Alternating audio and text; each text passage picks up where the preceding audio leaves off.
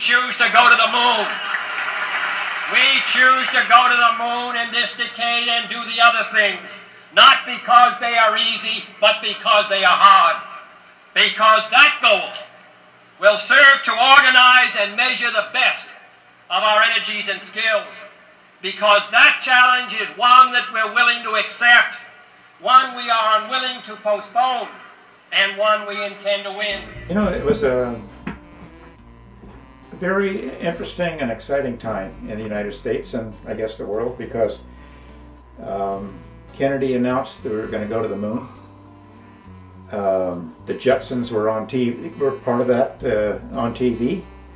The little cars you would zip around on, Right. and the bubble tops on the cars. So your car is one of those. I was in Salinas area and was close with Bill from 1962 to 1966. In the beginning, his shop was on Del Monte Boulevard, down from the Naval Postgraduate School in Monterey.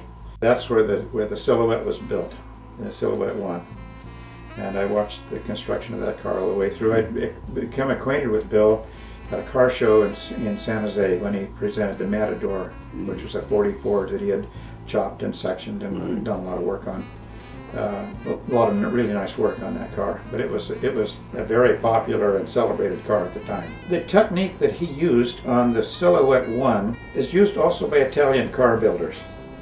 And Bill told me that he got the idea to build the Silhouette 1 from the way a car, looked at the construction method on a car that had been brought into his shop for repair, which had a structure underneath the skin that was tubing and all shaped. It gave the primary shape of the car, and then the skin was attached to that structure, so that in combination with the skin and the tubing, you had a very rigid and capable body design. So that gave him the idea, and so he used half-inch electrical conduit. And if you look at Silhouette 1, you'll see how that conduit is just kind of gently bent from the rear to the front, and all tapered in the same direction. It's easy to mock up because you can tack it into place. And then the panels that were put on the top were run through an English wheel or shaped just so they gave just some basic compound curves. Some of them don't even have compound curves. They've got singular curves. With the Superleggera construction, like Vignali had used and like Bill had used on Silhouette 1, we wanted to retain that method of construction for this car.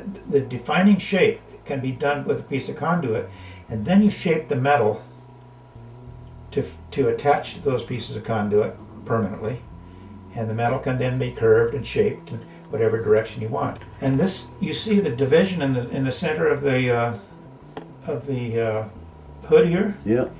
That's where this roller came down in a track like this.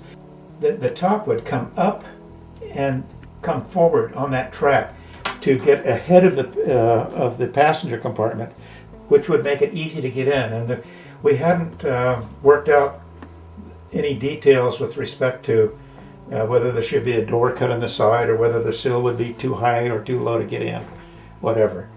And these intakes up here were to be oil coolers for the Corvair engine. And this wing on the back was done as a styling thing. I remember we had discussion about Corvair engine. I think he had a Corvair engine in there that he planned to use for that. And we liked the idea of the pancake engine and being in the rear because it simplified things. You know, you didn't have to worry about a cooling system up front, and it was a unitary transmission and engine package that could go in the back. To me, your car really captures a very narrow point in America. You know, there was so much enthusiasm. The space race was on. Going to the moon was the deal, and people imagined that we would have these hovering personal transportation vehicles. It was a thrilling kind of thing, and we wanted to capture that in that car and have it really not look so much like a car, but look like one of these jet cars. And that's, you notice the wheels are not, there's room made for them, but they're not a prominent part of the design when you look at it from the top. Some Bonneville streamliners were done in that at that time. The Alfa Romeo BAT cars by Bertoni had been out, for a few years. They tried to get some of that pancake look, if you will. These were drawn in 1962 or 63, 64, and it started with this Delta with a bubble. And as we talked about it more, the idea of using a Corvair engine, you see, came into play, because then we could have a chassis that was low, and the engine could be mounted at a very, very low position within the chassis, which didn't interfere with developing this pointed nose on the front like we wanted, showing how the bubble top might be done with the wing and the intake for the engine above. Again, another bubble concept. And you see how the front's evolving here. Now we're getting closer to yours. Again, it was 2 bubbles. Again, bubble cars. And again, these are 50-year-old drawings. This is the evolution of the silhouette, too. That's correct. Another front. Now you see we're starting to get for the rear shape. Interesting. And another one. See on the bubble. That is very interesting. Let's do that.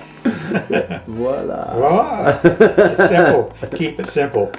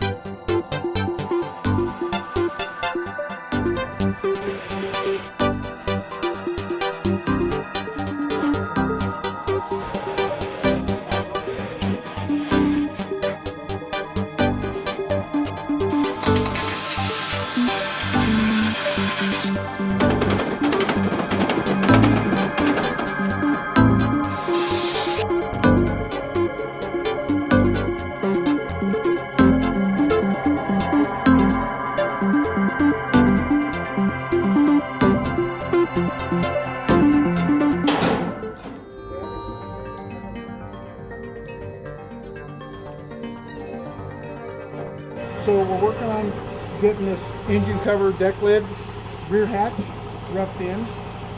So we're going to build a flange and get that clamped in so then we can skin it. This was caved in, as you remember. It was scarred from up here all the way through right down here, and then it turned up. So we got the quarters roughed out now and beat back into shape. This is back to size. This was about 1 3/8 inches wide. Working on this piece now, closing this up. Got this is all tied together now, so we'll get all of this welded up.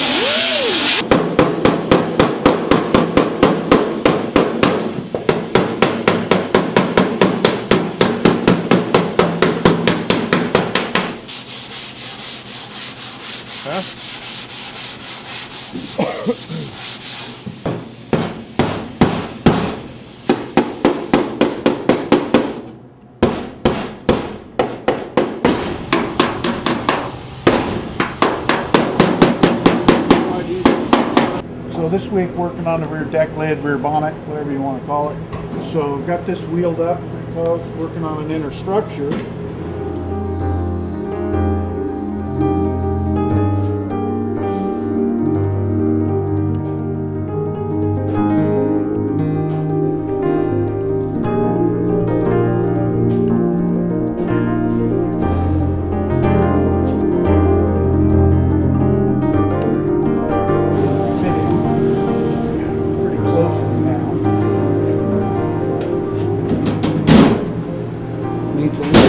It's a little oversized yet. It's still a little tight in the hole, but the wheel to corner is pretty close. It's a little high in that corner.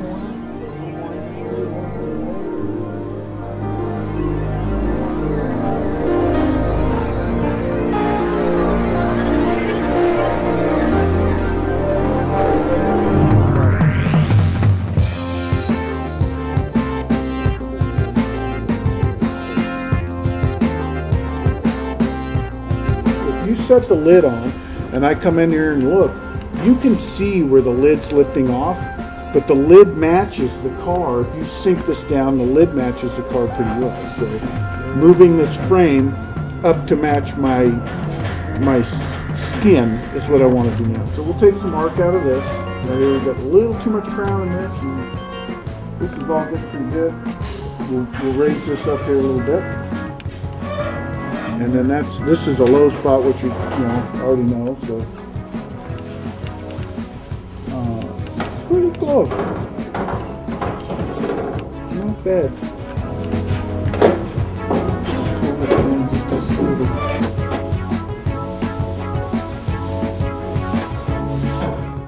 The outer skin and the inner brace is all getting pretty close. It's not perfectly done, but it's really close. So I've put steel inners in there that are 3 inches wide. They're permanently affixed in there with threads, so that these will be the hinge plates, and the threads will be permanently captivated once the skin and the inner brace is all welded together.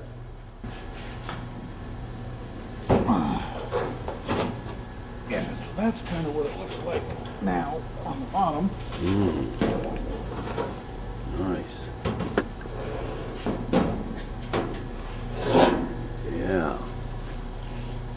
Yeah, so it's pretty close. It fits pretty nicely. You know, it's definitely workable at this point. These, as I was explaining to you, have a captivated nut plate in there, so that once it's done, and if someone's working on it, has the hood off, you know, it's just like a factory car. You just pull the bolts, and then this gives you a little bit of adjustment side to side and front to back for future when it's done. See how that's cut there, and there's a piece of bar in there so this can slide?